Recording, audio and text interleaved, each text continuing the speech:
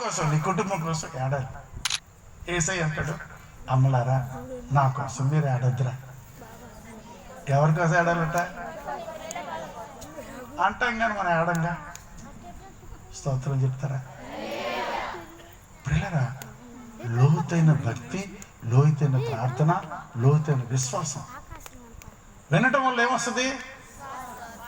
ఎందుకు సేవకులు సభలు పెట్టి వాక్యాన్ని వినిపిస్తారంటే వినటం వల్ల మనకేమొస్తుంది? విశ్వాసం. అంచేత పిల్లరా, లోతైన భక్తి చేయకపోతే ఎంత ప్రమాదమో. లోతైన భక్తికి నిదర్శనం వేరు. అందుకే క్రైస్తవులకు వేరు ఉండాలని లోకాసువార్త యేసు ప్రభువే స్వయంగా చెప్పాడు. చూడండి, చాలా అద్భుతమైన వాక్యం. లోకాసువార్త 8వ అధ్యాయం 13వ వచనం చాలా అద్భుతంగా ఉంటుందండి. చిన్న వాక్యం. లోకాసువార్త 8:13. రాతి నేల నుండి వారు ఎవరనగా వినినప్పుడంట మనకులాగే వాక్యాన్ని సంతోషంగా అంగీకరించేవారు, కానీ అండర్లైన్ చేయండి, వీళ్ళకి ఏం లేదట, వేరు లేనందున ఆ వాక్యాన్ని కొంచెం కాలం నమ్మి శోధన కాలాన్ని తొలగిపోతారంట. చేతులు ఎత్తి స్తోత్రాలు చెప్పండి. మా విశాఖపట్నంలో ఒకసారి హుదూ తుఫాన్ అని తుఫాన్ వచ్చింది, పెద్ద తుఫాన్. మీరు విన్నారో లేదో? మొత్తం చెట్లన్నీ పడిపోయి శ్మశానం అయిపోయింది విశాఖపట్నం. మా ఈదిలో చెట్టు మాత్రం టక్క నిలబడింది, లింగు మీద. మా అబ్బాయిని అడిగా, ఈ చెట్టు ఒకటే నిలబడింది ఏంటంటే, మా అబ్బాయి అంటాడు, అదేంటి డాడీ దీని వేరు లోతుగా ఉందంటున్నాడు. దీన్ని బట్టి అర్థమైంది ఏంటి తెలుసా? నువ్వు లోతైన ప్రార్థన చేస్తే, లోతైన వాక్యాన్ని ధ్యానం చేస్తే, లోతైన విశ్వాసములు ఉంటే, లోతైన పరిశుద్ధాత్మ అనుభవాలు ఉంటే, నీ పక్కన 10,000 మంది కూలిపోయినా నీకేమి కాదు. కొట్టి చెప్పండి. ఎస్, నీ పక్కన ఎన్ని కుటుంబాలు కూలిపోయినా నీకు మాత్రం ఏమీ అవదు. ఎందుకంటే నీ వేరు లోతుగా ఉంది. నీ ప్రార్థన లోతురా. ఒకప్పుడు నేనే చేసేవాడిని, ప్రభువా నీకు స్తోత్రం, నాకు ఆకలి వస్తుంది, నాకు ఆత్రం. ఈ వాక్యం నా జీవితాన్ని మార్చింది. ఈ వాక్యం నా భక్తికి పునాదేసిందే. ఈ వాక్యం నా కుటుంబాన్ని కట్టిందిరా. ఈ వాక్యం నా పిల్లలకి ఆశీర్వదకరంగా మారిపోయిందిరా. అనుభవించి మరీ చెప్తున్నా. ఏదైనా అబద్ధం వచ్చు కానీ వాక్యం మాత్రం అబద్ధం అవదు. ఈ రాత్రి నా దేవుడు అంటాడు, ఖర్జూరపు చెట్టు వేరు వేరు, మిగిలిన చెట్లు వేర్లు వేరు. ఎడారిలో ఉన్నా అది బ్రతకడానికి కారణం ఏంటంటే, ఆ నీరు ఎంత లోతులో ఉన్నా, వాక్యమైన నీరు ఎంత లోతులో ఉన్నా, విశ్వాసమైన నీరు ఎంత లోతులో ఉన్నా, పరిశుద్ధాత్మ అనే నీరు ఎంత లోతులో ఉన్నా అది స్వీకరించి ఆ ఖర్జూరపు చెట్టు పైకి ఎదిగేస్తాడు, పైకి ఎదుగుద్దట. ఎందుకు తెలుసా? మొవ్వ వేయటానికి, గెలవేసి ఫలించటానికి. గట్టిగా స్తోత్రం చెప్తాడా? ముందు వేరు పారింది, లోతుగా వేరు పారింది, పైకి ఎదిగింది, మొవ్వ వేసింది, ఫలించడానికి రెడీగా ఉంది.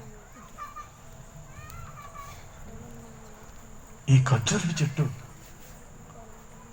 పైకి ఎదిగి మొవ్వ వేసి ఫలించేటప్పుడు ఏం చేస్తుందంటే, అప్పటి వరకు ఉన్న ఆ ఖర్జూరపు చెట్టుకున్న ఎండిపోయిన ఆకులు, పాత ఆకులు ఉంటాయి కదా, చెట్లకి పాత ఆకులు ఉంటాయా? మా విశాఖపట్నంలో మాకున్న చెట్లకి ఎండిపోయిన ఆకులు ఉంటే ఆ చెట్లు రాల్చేస్తాయి. మరి మీ ఊర్లో చెట్లు కొన్ని ఎండిపోయిన ఆకులు రాల్చేస్తాయి లేదో నాకు తెలియదు. రాలిస్తాయి కదా, ఎందుకు రాలిస్తాయి. అలాగే అపోస్తలుడు పౌలు అంటాడు, క్రైస్తవులను మనం కూడా ఫలించాలంటే మనకు కూడా కొన్ని ఎండిపోయిన ఆకులు ఉంటాయట. ఆకులు ఏం చేయాలి? రాల్చేయాలట. ఈ వాక్యం ఎక్కడుంది? కొరింథీయులు రాసిన 2వ పత్రికలో చూద్దాం, ముందు ముగించేద్దాం. కొరింథీయులు రాసిన 2వ పత్రిక 5వ అధ్యాయం 17వ వచనం చాలా అద్భుతంగా ఉంటుంది. దేవుడు మనతో మాట్లాడు.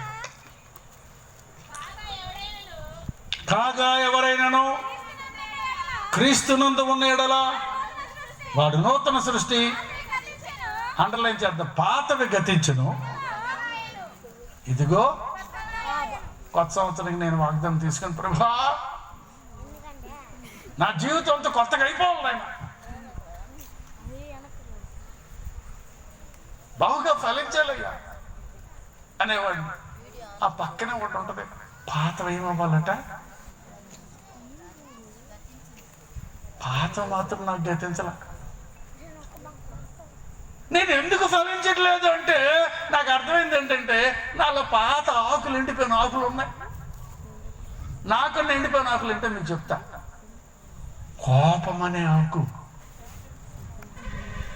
అసూయ అనే ఆకు, పగ అనే ఆకు, ద్వేషం అనే ఆకు. నేను ఫలించట్లేదురా. ఈ వాక్యం చదివాక నా బుర్ర పనిచేసింది. అన్ని ఆకుల గురించి చెప్పండి. నాకు ముఖ్యంగా ఉన్న ఆకు కోపం అనే ఆకు. చిన్నప్పటి నుంచి నాకు కోపం. అంత మా అమ్మ ప్రేమిస్తుందా? ఏదన్నా నాకు కోపం వచ్చేది. మా అమ్మ ఏదైనా అంతే కోపం వచ్చి గదిలోకి వెళ్ళి తలుపు వేసుకొని నేను అన్నం తిందాం అంట. కోపం అంతా అన్నమే చూపిస్తా.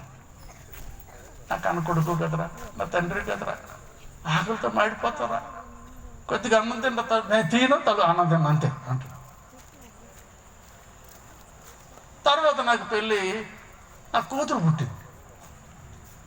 దానికి కోపం వస్తే ఏం చేస్తుంది, అది గదిలోకి వెళ్ళి తలుపు వేసుకొని నేను అన్నం తిన్నా అంటాను. నాయన ఈ ఆకు ఎక్కడికి వచ్చింది అనుకోండి. దాని కూతురు పుట్టింది, మనవరాలు. సెల్ ఫోన్ ఇవ్వకపోతే దాని కోపం, సెల్ ఫోన్ ఇవ్వకపోతే గదిలోకి తలుపు వేసుకొని నేను తిన్నా అంటాను. మా ఆవిడ అంటది, ఆ దిక్కుమాల ఆకు అప్పుడే రాల్చేస్తే నీ కూతురు బాగుండేది, మనవరాలు బాగుండేది అంటది. అర్థమైంది అనుకుంటా. చేతులు స్తోత్రాలు చెప్తారా? ఈ రాత్రి సభలో ఆకు రాల్చేద్దామా? భాష గారు ఏరుకుంటారు పదిమాల ఆకులు. అర్థం? భాష గారు ఎక్కడ ఉన్నారు? రాల్చేద్దాం. కోపం నాకు, అసూయ నాకు, పగ నాకు, ద్వేషం నాకు. మా చర్చిలో ఆవిడ ఉంది. ఒక ఆవిడ మంచి చీర కొట్టుకొచ్చింది అనుకోండి, అందరూ బాగుందంటే ఏం బాలే అంటది ఈవిడ. నిజంరా? తెల్లగా ఎవరైనా కనపడ్డారు అనుకో, ఆ తెల్లగొందకు నేను బాగా అంటది. ఎందుకంటే ఇవి నల్లగా ఉంటుందిగా. ఆవిడ అంటది, అయ్యగారు మీరు నేను నలిపే కానీ ఇద్దరం ఫెయిర్ అండ్ లవ్లీ వాడదామన్నా. నేను నిజం అనుకుని వాడడం ప్రారంభించా. సంవత్సరాలు గడుతున్నా రంగు మారట్లేదండి. పిల్లరా, అసూయ,